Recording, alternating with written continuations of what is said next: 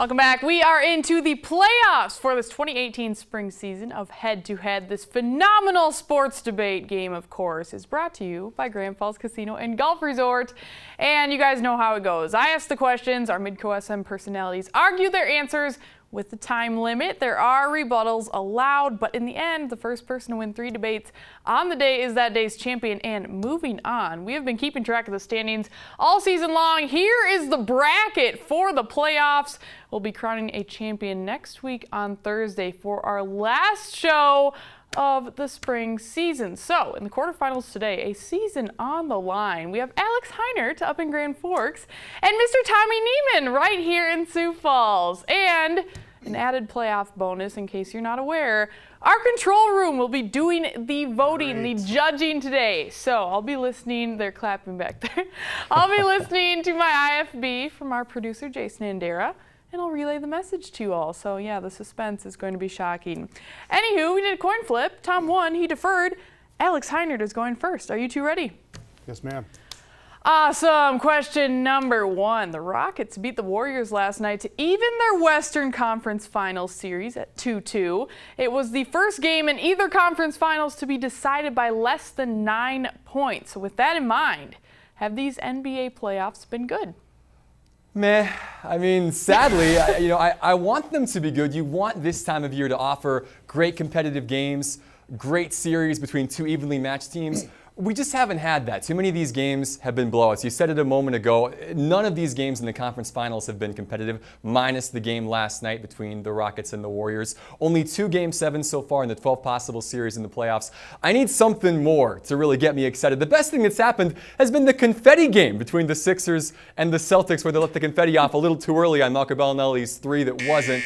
And the C's ended up winning that game anyway in overtime. There's time to redeem this, but it's not been intriguing yet. All right, Tommy. My first word is meh as well, but Boston, Milwaukee in the first round was pretty good. Cleveland, Indiana in the first round was really good, both 7-game series there, but got into the second round here and thought that Philly-Boston series would be epic, but it only went 5 games. Cleveland had a sweep in the second round, so that was kind of meh. Cleveland-Boston right now is great. Golden State-Houston is terrible. It's blah because of my irrational dislike of James Harden. But Cleveland-Boston is saving the NBA playoffs right now just because of the star power of LeBron James going against the young, hungry Boston Celtics. So just on the basis of that, I'm going to say they've been okay. They've been good. LeBron James. All right, control room. Let's see which one is which. Okay, 3-2, Tom. Yeah, all right. Okay. Wow. Tommy, Tom. Okay. Who are the 2? Who are the 2? We don't get names? That's okay. We'll figure it out after the fact. All right. Question number 2. ESPN just released their list of the top 100 famous people in sports, with Real Madrid's Cristiano Ronaldo coming in at number 1. If we use the same criteria for Dakota sports figures, who should top the list? Tommy. There's only one answer, and I think the criteria were how often they were searched, their endorsement dollars, their endorsement deals, and their social media followers. Those were the 3 criteria that ESPN used. And the answer in South Dakota is Carson Wentz. And almost 1 million Twitter followers. Mike Miller has about 500,000, but Wentz is way ahead of him. Wentz has endorsement deals with Shields and Sanford Health, with Nike. He is a spokesman for a bank in North Dakota. He's a spokesman for NRG Energy, an energy company in Philadelphia. Sitka Gear, a company in Montana for hunting clothing and equipment. And the only answer here is Carson Wentz, the quarterback from Bismarck. All right, Alex Heinert. I'm not going to refute Tom's claim that Carson is a very famous human being from the Dakotas, but he is actually not the most famous. That claim would go to Webster, South Dakota's Brock Lesnar. If you base this criteria, 1.2 million Twitter followers for Lesnar. That's more than Wentz.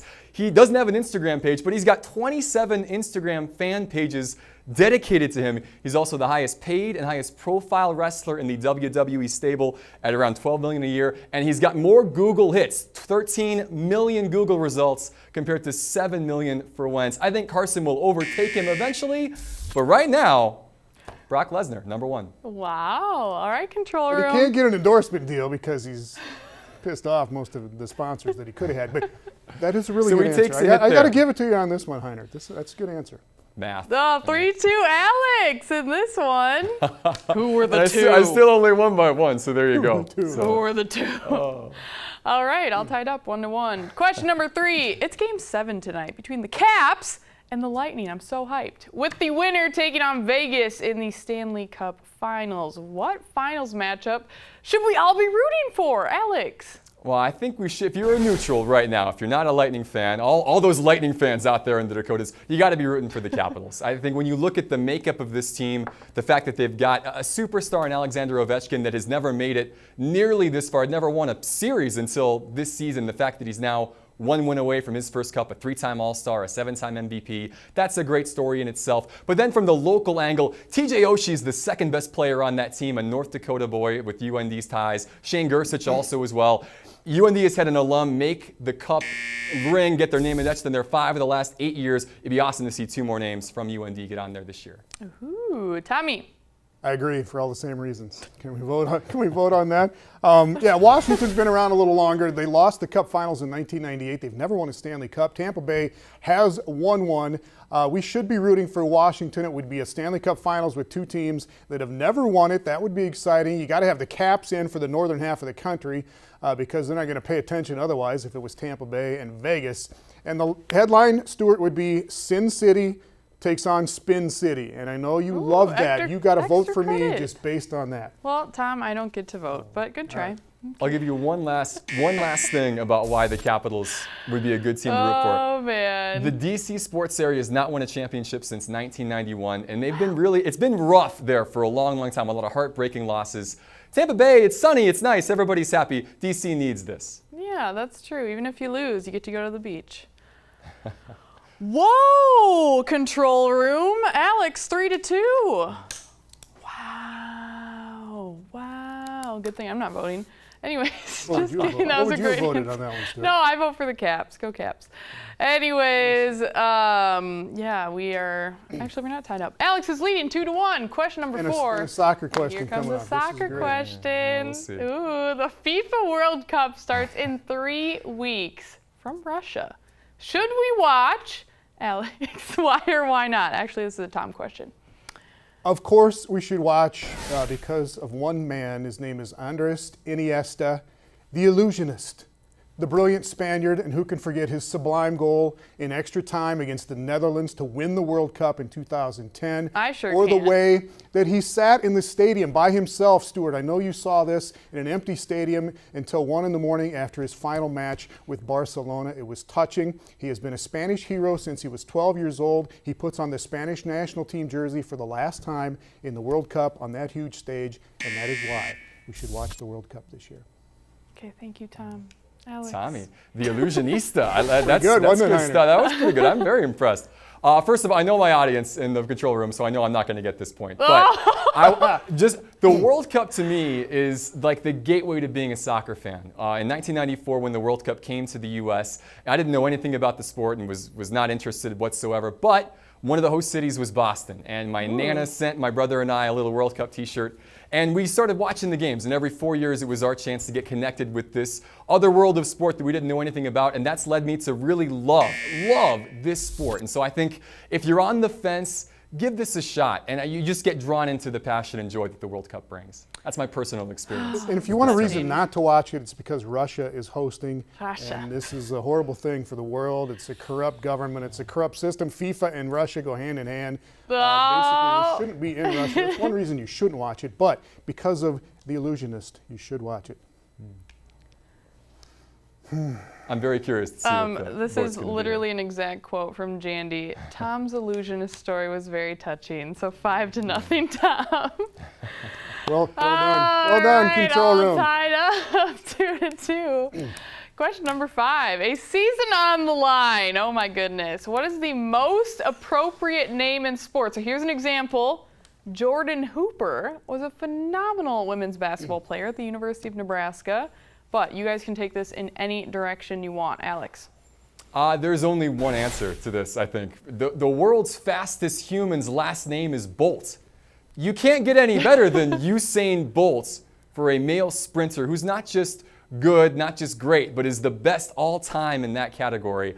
I don't even know what else to say about that. I just think that's the fact that he didn't have to change his name to Bolt. Like that's just who he is. Usain St. Leo Bolt, 100-meter champion, world record holder, 3-time, by the way, Olympic 100-meter champion. I rest my case. I think Usain Bolt, that's the best name you can have. Yeah, that's not bad at all. All right. Not Kelly Stewart, but anyways, Tom? You might remember this player. There was a player at Oral Roberts, a women's player a couple years ago, Stuart, named Dorka Bala. Yep, very crafty, likes to go left shoulder and craftier on the hoop. Great name for a basketball player. Tim Duncan was pretty good when I thought about it, but it really doesn't describe the way he played. There was a quarterback for the Bears a long time ago, named Willie Thrower, which was pretty good. They also had a quarterback named David Fales, which I think is appropriate for any Bears quarterback. But since Joey Beltram, our Bears guy's not judging, that's okay. Grant Balfour played for the Twins. Balfour for a pitcher is pretty good. But the winner, Stuart, is a Rushland hurdler named Marina Stepanova. Won the European Championships in 1986. A hurdler named Stepanova. Done. Oh, it's actually mic Stepanova. drop. Stepanova. So that maybe doesn't quite have the same. The American version, Stepanova. Stepanova the hurdles. Okay, control room. What do you think about that?